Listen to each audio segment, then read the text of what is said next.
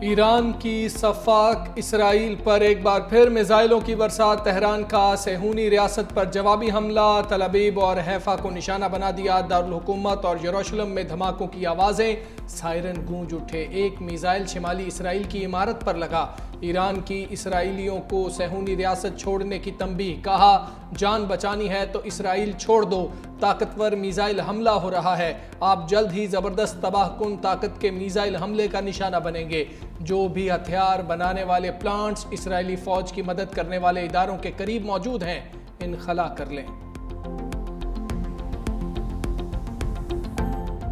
اسرائیل کے ایران میں مختلف اہداف پر دوبارہ حملے، ایرانی دارالحکومت دھماکوں سے گونج اٹھا، تہران کے شمال میں نیاران اور وسط میں والیاسر اور ہفتیر چوکوں پر بمباری، شیراز میں ایرانی فوجی ٹھکانوں پر بھی حملوں کی اطلاعات ہیں، تہران میں پاسداران انقلاب اور ایرانی دفاعی نظام سے منسلک اہداف کو بھی ٹارگٹ کیا، تہران میں پولیس ہیڈ کوارٹر پر اسرائیلی ڈرون حملے میں متعدد افراد زخمی، حملوں میں 14 جوہری سائنسدان اور 138 ایرانی شہری شہید ہو چکے۔ اسرائیلی حکام کے مطابق فی الحال جنگ بندی میں دلچسپی نہیں رکھتے، ابھی تک تمام مقاصد حاصل نہیں کیے، مغربی ایران میں فضائی کارروائیوں کا آغاز کر دیا ہے۔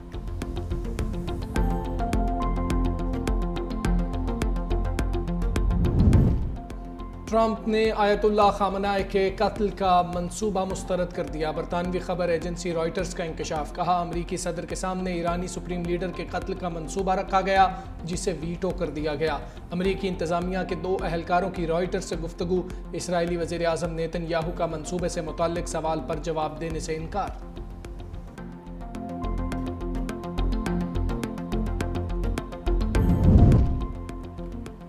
اسرائیل کی تباہی پر ٹرمپ کو جنگ بندی کا خیال آئے گا، کہا کہ جس طرح بھارت اور پاکستان کے درمیان جنگ بندی کروائی ہے ویسے ہی اسرائیل اور ایران کے درمیان ڈیل ہوگی، تجارت پر پاکستان اور بھارت کے بہترین رہنماؤں سے جنگ رکوانے کا فیصلہ کروایا، اپنی پہلی مدت کے دوران سربیا اور کوسوو کو جنگ سے روکا ہے، میں بہت کچھ کرتا ہوں لیکن کریڈٹ نہیں ملتا، مشرق وسطی میں جلد امن ہوگا، ہم اسے عظیم بنائیں گے، امریکی صدر ٹرمپ کی جنگ پر وضاحتیں، کہا کہ ایران پر حملے سے کوئی تعلق نہیں، نیتن یاہو کی جنگ میں شامل ہونے کی درخواست مسترد کر دی، کہا ایران نے اگر ہم پر حملہ کیا تو پوری طاقت سے جواب دیں گے، امریکی مسلح افواج اس سطح کا حملہ کرے گی جو پہلے کبھی نہیں دیکھا گیا۔ اسرائیل حملے براہ راست امریکی حمایت سے کر رہا ہے، ایرانی صدر مسعود پزشکیان کہتے ہیں اسرائیل میں اتنی جرأت نہیں کہ وہ امریکہ کی اجازت کے بغیر کوئی اقدام کرے، اسرائیل کو کھلی چھوٹ دے کر امریکہ خطے میں جرائم کی پشت پناہی کر رہا ہے، صہیونی ریاست نے حملے جاری رکھے تو جواب مزید سخت اور فیصلہ کن ہوگا، خطے کے ممالک اسرائیلی جارحیت پر مؤثر اور دو ٹوک موقف اختیار کریں، ایرانی صدر مسعود پزشکیان کا عراقی ہم منصب سے ٹیلی فونک رابطہ، کہا اسرائیل کو فضائی حدود استعمال کرنے سے روکا جائے، عراق اپنی سرزمین کو ایران کے خلاف استعمال ہونے سے بچائے۔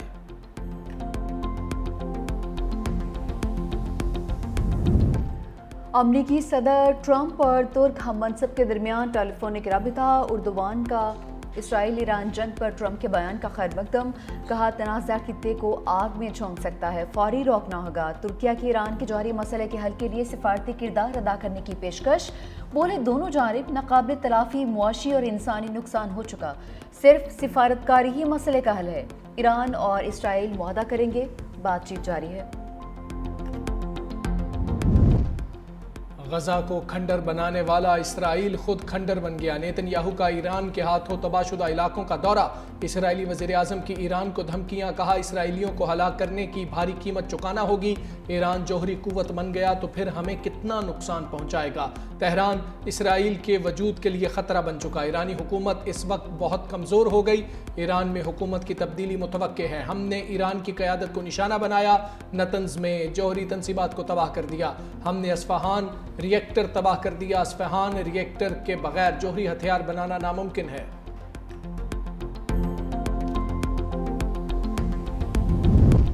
چینی وزیر خارجہ وانگ یی کا ایرانی ہم منصب عباس عراقچی سے ٹیلی فونک رابطہ، چینی وزیر خارجہ نے کہا کہ ایٹمی تنصیبات پر حملے کر کے اسرائیل خطرناک روایت قائم کر رہا ہے، خود مختاری اور علاقائی سالمیت کے دفاع میں چین ایران کے ساتھ ہے، اسرائیل کی جانب سے بین الاقوامی قوانین کی خلاف ورزی کی گئی، طاقت کے استعمال سے کبھی بھی پائیدار امن قائم نہیں ہو سکتا، ایرانی وزیر خارجہ عباس کہتے ہیں کہ اسرائیلی حملے امریکی مدد کے بغیر ممکن نہیں، امریکہ کے اسرائیلی حملوں میں پشت پناہی کے ثبوت موجود ہیں، اسرائیل نے ایٹمی تنصیبات پر حملہ کر کے ریڈ لائن عبور کی ہے۔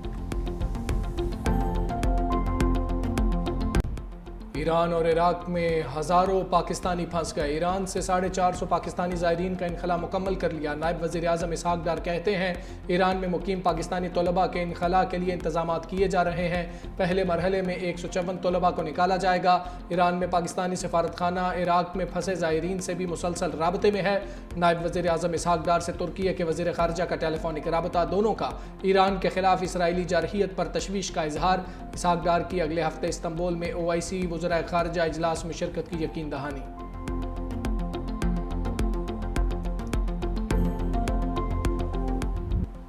حکومت کی بجٹ کے بعد عوام کو مہنگے پیٹرول کی سلامی۔ پیٹرولیم مصنوعات کی قیمتوں میں رد و بدل کا اعلان۔ پیٹرول 4 روپے 80 پیسے مہنگا، نئی قیمت 258 روپے 43 پیسے ہو گئی۔ ڈیزل کی فی لیٹر قیمت میں 7 روپے 95 پیسے اضافہ، قیمت 254 روپے 64 پیسے سے بڑھ کر 262 روپے 59 پیسے ہو گئی۔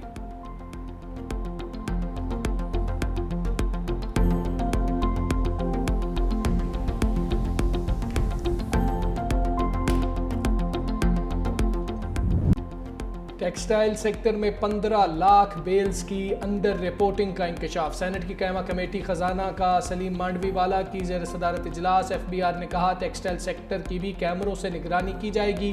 1 جولائی سے ڈیجیٹل پروڈکشن ٹریکنگ سسٹم کے نفاذ میں تیزی لانے کا فیصلہ۔ کمیٹی کی اسٹیشنری آئٹمز پر سیلز ٹیکس صفر کرنے کی سفارش۔ آن لائن اشیاء پر سیلز ٹیکس عائد کرنے کی تجویز منظور۔ چیئرمین FBR نے کہا ای کامرس میں سیلز ٹیکس صارف سے لیا جاتا ہے۔ شبلی فراز نے کہا ہم لوگوں کو پاکستان میں کاروبار کے لیے آنے سے ڈرا رہے ہیں۔ حکومت کی اقتصادی سروے 2024-25 میں اہم تبدیلیاں۔ مختلف شعبوں کو دی ٹیکس چھوٹ کے حجم میں نمایاں کمی۔ رواں مالی سال مجموعی طور پر 2434 ارب کی ٹیکس چھوٹ۔ 9 جون کو اقتصادی سروے میں 5840 ارب روپے کی رقم ظاہر کی۔ ایک ہفتے میں ٹیکس چھوٹ کے حجم میں 3406 ارب کی کمی۔ انکم ٹیکس میں 800 کے بجائے 545 ارب کی ٹیکس مراعات۔ پنجاب کا بجٹ آج پیش کیا جائے گا۔ قومی اسمبلی کا بجٹ اجلاس طلب۔ گورنر پنجاب نے نوٹیفیکیشن جاری کر دیا۔ آئندہ مالی سال کا بجٹ وزیر خزانہ پنجاب مشتبہ شجاع الرحمان پیش کریں گے۔ 2024-25 کے ضمنی بجٹ کی منظوری بھی ایجنڈے میں شامل۔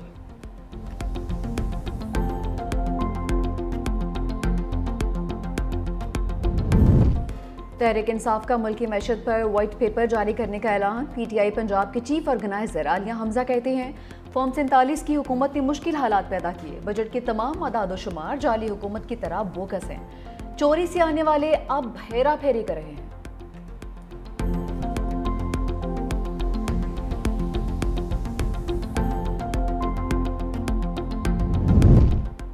سیاست میں ڈیجیٹل میڈیا ایک طاقتور سیاسی ہتھیار بن چکا۔ پیپلز پارٹی کی ڈیجیٹل ٹیم کی اسلام آباد میں بیٹھک۔ سینئر وزیر سندھ شرجیل میمن نے کہا نوجوانوں کو حقائق سے روشناس کرانا اور منفی پروپیگنڈے کی حوصلہ شکنی اولین ترجیح ہے۔ گورنر خیبر پختونخوا فیصل کریم کنڈی نے کہا خیبر پختونخوا میں ڈیجیٹل میڈیا عوامی رائے پر اثر انداز ہو رہا ہے۔ بدقسمتی سے کچھ قوتیں فیک نیوز کے ذریعے نوجوانوں کو گمراہ کر رہی ہیں۔